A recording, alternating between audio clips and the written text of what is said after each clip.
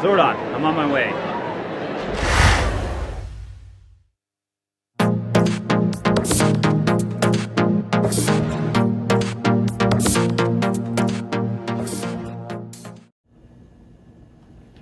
What is going on, guys? Welcome back to Green Ranger 1701 Cosplay Review. Today we have the best suit ever thus far from SimCosplay.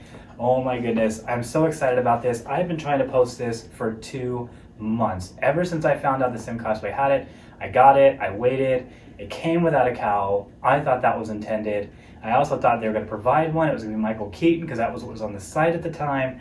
And then I found out through another cosplayer who also got this from them that it did come with a cowl and it was the right one. So I shot this video about 4 times now, and here we are finally 2 months later, 2 months after DC Fandom, all the hype of the Batman and Robert Pattinson. I'm still excited. So here we go. This suit is legit. For little detail that we have of Robert Pattinson's cosplay from the films, the stills, the previews, all these different things, there is so much detail here, things that even I didn't catch after really just picking this footage apart. So we're going to start with the cowl, the kind of the crux to my late delay of posting this video.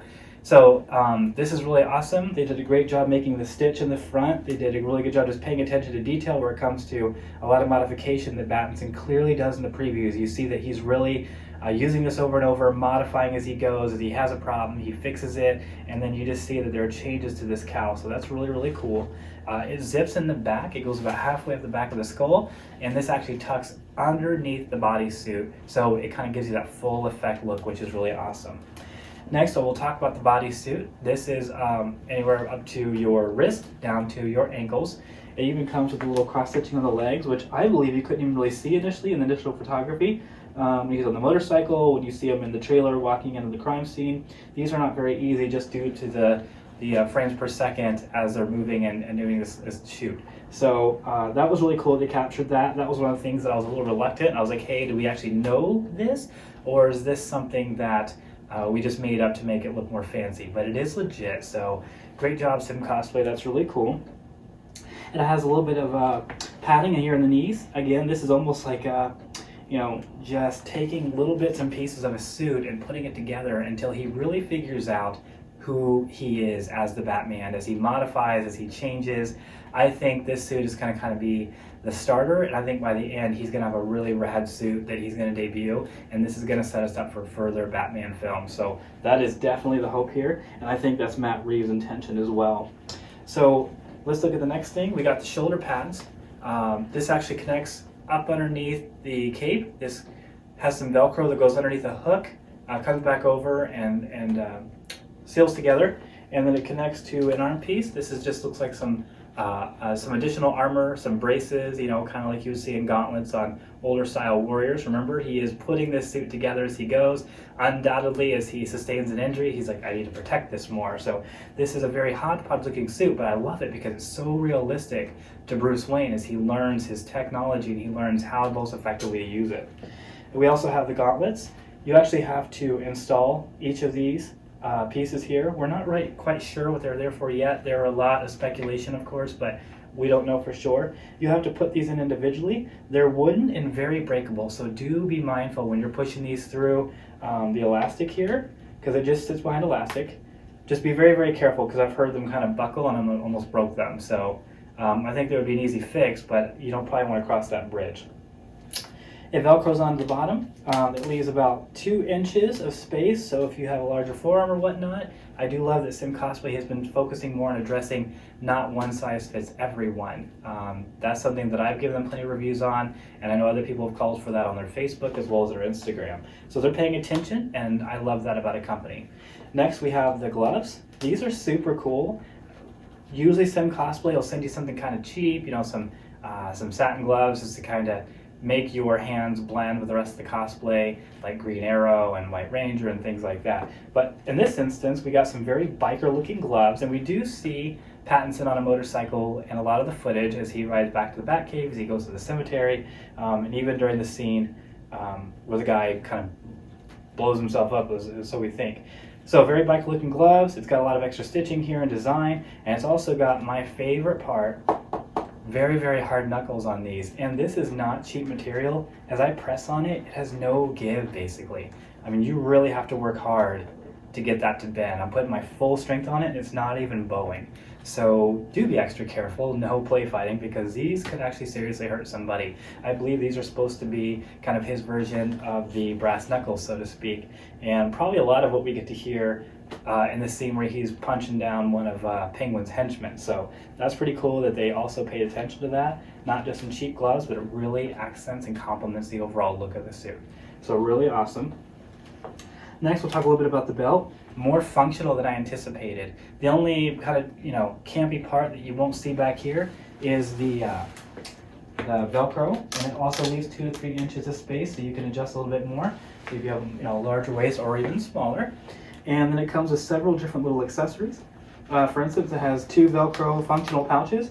That's kind of awesome in case you're working with, you bring something that you don't want to bring your wallet. Maybe you can slide cash in there or whatnot. I was giving this a little bit of thought when I was thinking about Alaska Comic-Con coming up in February and how we could utilize these.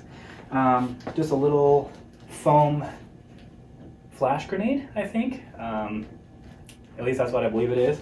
A grenade of some sorts, but it just kind of sits there, and there's a bit of a paper clip thing in there where it just bends and kind of seals itself to the belt a little bit tighter. So that's pretty cool. We got what I believe is supposed to be a handcuff that does also come off. Has a little button here for a hook. And then you have additional pouches that button. A lot of people have speculated these are ammo pouches that might belong to the vest here, which we'll get into in just a second. And then you have the leg piece, which I believe is supposed to hold the grapnel gun. And this has elastic bands that clip almost like a store cart. So you have them just like this. And you have 2 of them. This is very reminiscent of the Green Arrow cosplay that I have with the multiple gauntlets on the side, and they tend to slide a lot. What we see different here is that this actually has an additional clip up here too. So this thing is actually going to maintain its height and distance, which is really nice. It doesn't have to really be babysat. So you can actually tighten that to however long your leg is. There's a lot of give there, probably 6, 7, 8 inches. So that's really, really helpful. And we also have this additional piece, this triangle. We did see this on the suit. What its relevance plays in the film or, tactically, I'm not really sure yet. I would just caution you gentlemen that this is metal and probably don't want it to swing too much, and I'll leave it at that. So next we'll go ahead and move to the vest. The vest is really, really cool. It has it has the full bat symbol, but these are almost like a silicone rubber. And I believe they're supposed to represent the fact that we know that they're kind of some form of functionality in the film. We don't know yet. People have speculated guns, people have speculated part of a grapnel gun, batarangs, a lot of different things here. So we don't really know that yet. But they wanted to acknowledge that as well by allowing it to come off and kind of stand out from the overall suit. It has a couple of magnets on back, and there are magnets installed in the armor here behind it. So it just kind of snips on there and just looks cool. And then of course you have it centered here with the other one. The other one does the exact same thing. Pretty cool stuff. So this kind of zips up a bit like a corset, goes around the back. There's a zipper here, goes halfway up and stops right about there. It's pretty snug, at least for me it is. I enjoy that in my cosplay just because I think it's important that I'm not babysitting everything. If it's tight, then I know it's where I want it to be.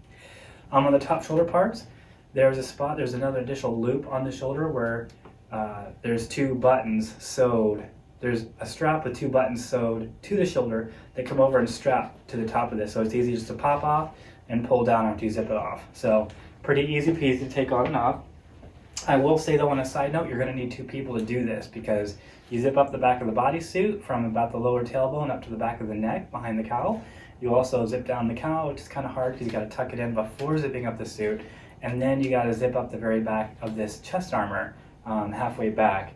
I don't know how flexible you are, but I know that I am, and that's still really, really hard. And if you want to get it nice and centered, I would really recommend that you have a second person to help you with that. So then let's move down to the boot covers. These are actually really nice, kind of a step up from what they've done before. This actually has Velcro on the side of the boots that keep the boot covers in place, which is really nice because then you don't have to turn them, you don't have to worry about them shifting around and just sitting on the boot and hoping that works out. These also have about 2 inches of space as well to adjust to your form, however thick or smaller your calf is, and it just sits nicely over the boot. Finally, we have the boots themselves. These are lace up. These are not full boots, which I also enjoyed because it's easier to put them on, lace them up. It's easier to get the boot covers on. You don't feel like you have to stuff the pant legs in to keep it nice and square or comfortable. So you just do that, tuck the laces back, and then put the boot covers on, and that's pretty flush. It's not the best looking part. As you can see, there's a little bit of space there, and it's not as much as I'd like it to be, but hopefully no one's just staring at your boots on this whole thing. All right, and then we have the cape. This is a very, very light material.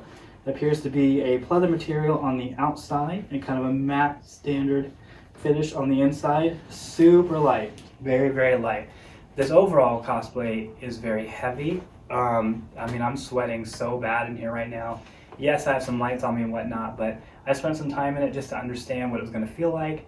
Of course, this is a rubber cowl, so you're going to sweat because there's no air to breathe, aside from just where you're at here, and you will sweat, especially as you move around in the overall bodysuit, and this is actually tucked in, so your neck is going to sweat quite a bit.